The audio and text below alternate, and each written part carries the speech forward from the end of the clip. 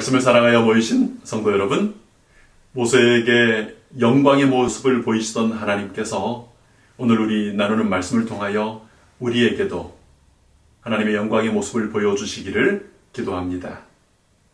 오늘 화요일 교과를 에바브라의 기도에서 나온 완전하고 확신 있게 서기를 제목으로 함께 연구하도록 하겠습니다. 성령 하나님께서 우리 마음을 열어주시기를 구하는 기도로 말씀 연구를 시작하겠습니다. 아버지 하나님, 생명의 말씀 앞에 저희를 불러 모아 주셔서 감사합니다. 성령 하나님, 저희 마음을 깨우쳐 주시고 말씀에 순종하여 살 수 있도록 인도하여 주시옵소서.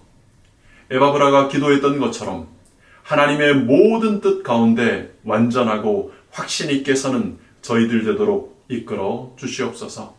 감사하신 예수님 이름으로 기도합니다. 아멘. 여러분, 오늘 아침에 어떤 기도 제목으로 기도를 드리셨습니까? 여러분, 내 삶에 꼭 이루고 싶은, 어제도 기도했고 지난주에도 기도했고 누가 물어봐도 이 기도가 꼭 이루어지면 좋겠다고 말할 수 있는 그런 기도의 제목, 삶의 목적이 있으십니까? 릭 워렌 목사님이 2002년에 쓴 목적이 이끄는 삶이라는 책이 한국 교회들에서도 많이 읽히고 유행하던 때가 있었습니다. 그 책을 쓰기 전에 먼저 집필했던 목적이 이끄는 교회라는 책과 함께 교회나 혹은 우리 개인의 삶에 있는 목적이 무엇인가를 생각하게 한 화두가 되는 그런 책들이었습니다. 목적에 집중하는 것은 의미 있는 일의 성취에 필수적이다. 바울과 그의 동역자 그리고 다른 사도들의 삶과 사역은 바로 이러한 집중을 보여준다. 복음이 로마 제국 전역과 그 너머로 신속히 퍼져나간 결과가 그것을 스스로 말해준다. 오늘도 이와 같은 집중이 필요하다. 사도 바울이나 초기 교회의 사도들이 그저 구원해 주신 것에 감사하고 또 예배드리고 성도 간에 교제하고 이런 것들만 즐기고 만족하며 살았다면 어떻게 됐을까요? 복음 전파에 대한 목적 없이 구원받은 것에 만족하고 그저 모여 함께 교제하며 예배드리는 것에 마음을 평안하게 하고 그것에 만족하고 살았다면 십자가의 복음은 어떻게 되었을까요? 요즘 제가 사는 레시빌에는 봄이 와서 사방에 연두빛, 푸른빛 새싹들이 돋고요. 분홍색, 하얀색 꽃들이 피어나고 있습니다. 여러분, 생명은요, 감출 수 없는 것입니다. 생명이 있는 것은 반드시 뚫고 올라오게 됩니다. 하나님의 생명을 맛본 사람은 그 생명을 그저 간직하고만 있을 수가 없는 것입니다. 그런데요, 안에 감추인 생명이 드러나려면 일정한 기온과 일조량이라고 하는 조건이 갖춰질 필요가 있습니다. 태양의 빛이 집중적으로 비춰짐으로 그 조건이 갖춰지면 싹이 돋고 꽃이 피고 그렇게 되는 것입니다. 겨우내 숨죽이고 있던 온갖 그 식물들이 지난 안식일을 기점으로 폭발적으로 성장하고 있습니다. 복음 전도가 결실을 맺는 것에도 마찬가지로 의의 태양이신 하나님의 빛이 집중적으로 그 영혼에게 비출 필요가 있습니다. 바울 사도는 생명의 복음 전하는 일에 집중했습니다. 한 지역을 방문하고 또 다시 방문하고 할 수 없을 땐 편지를 보내고 그리고 이제 사람들을 연결시켜서 성장하도록 했습니다. 오늘 우리 교회에도 영혼의 결실이 맺기를 원한다면 그와 같은 집중이 필요합니다. 아직 결실이 보이지 않아서 실망스러울 수 있습니다. 그러나 우리를 통하여 반사되어 비춰진 하나님의 사랑의 빛과 그 따스한 하나님의 사랑이 집중될 때 폭발적으로 성장하고 결실을 맺는 순간이 분명히 오게 됩니다. 여러분, 그런 집중을 위해 필요한 것이 분명한 목적입니다. 혹 아직 명확한 삶의 목적을 가지지 못한 채 살아가는 날들이 있으셨다면 내 삶을 위한 하나님의 목적이 무엇인지를 알려주시라고 기도해 보시면 좋겠습니다. 하나님의 목적이 나의 목적이 되도록요. 말씀 속에서 또 교회의 사역을 통해 우리 주변의 이웃들의 필요를 통해 나를 향한 하나님의 뜻이 무엇인지를 찾아보시면 좋겠습니다. 우리에게 목적이 분명해지면 분명해질수록 우리는 아주 힘있게 집중할 수 있습니다. 복음 전파를 위해 집중할 수 있는 에너지를 주시기를 기도합니다. 골로새 4장 12절에 이렇게 말합니다. 그리스도 예수의 종인 너희에게서 온 에바브라가 너희에게 문안하느니라.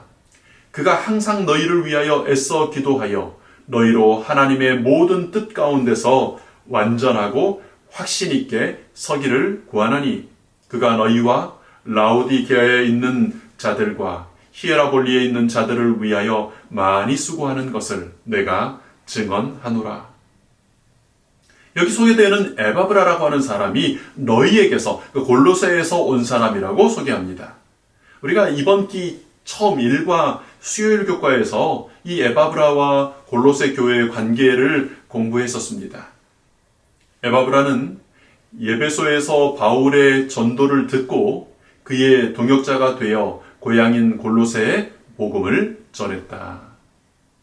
에바브라의 전도와 골로새 교회의 존재는 바울이 전략적으로 선교한 열매가 무엇임을 보여주는 아주 훌륭한 좋은 신뢰입니다. 바울은 에베소에서 3년이 넘는 시간을 집중해서 전도했습니다. 에바브라는 그때 그 에베소에서 바울에게서 예수님의 복음을 들었고 이제 그의 출신 도시인 골로새로 돌아가서 또 골로새에서 라오디게아에서 히에라볼리에 그렇게 복음을 전했던 것입니다. 에바브라는 다시 골로새를 떠나 바울 사도와 함께 있었지만 계속해서 자기가 전도했던 그 교회들을 위하여 기도하고 있었습니다. 조용히 혼자 기도하지는 않았던 것 같습니다.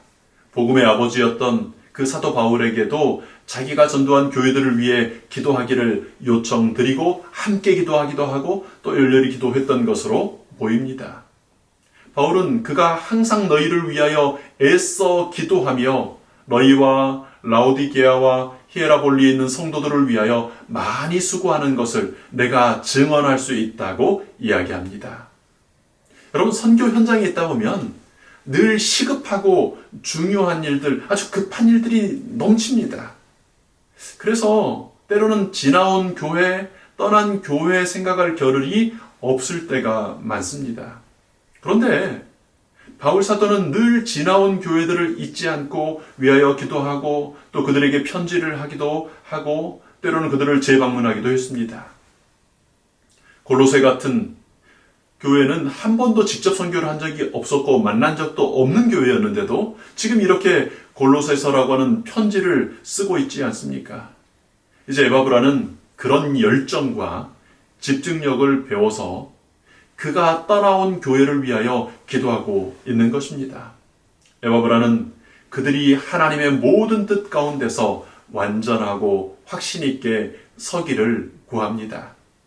하나님의 모든 뜻이 무엇인지를 알고 받아들일 수 있기를 기도하고 있는 것입니다. 불완전한 우리를 완전하게 해주시는 예수님 안에서 확신 있게 설 수 있기를 위하여 기도드리는 것입니다. 여러분, 우리가 서로를 위하여 또 영혼들을 위하여 우리 교회의 교우들을 위하여 구도자들을 위하여 올려야 할 아주 중요한 기도의 제목들일 것입니다. 완전하신 예수님을 힘입어 확신 있게 사는 하나님의 사람들 되시기를 기도합니다. 아버지 하나님, 하나님의 모든 뜻을 깨닫기를 원합니다. 마음을 열어주시고 지혜를 주셔서 하나님께서 기뻐하시는 온전하신 뜻이 무엇인지를 알게 해 주시옵소서. 다 이루었다고 선언하신 예수님 안에서 완전함을 얻게 하여 주시옵소서. 주님 주시는 구원의 약속을 힘입어 확신 있게 서는 믿음에 굳게 서는 저희들 되게 하여 주시옵소서. 영혼 구원의 목적을 위하여 집중하여 복음을 전하고 위하여 기도하던 바울과 에바브라처럼 오늘 저희에게 맡기신 영혼들을 위해 일하며 기도하는 저희들 되기를 원합니다. 저희를 통해 하나님의 구원이 이루어지게 해 주시기를 예수님 이름으로 기도합니다. 아멘.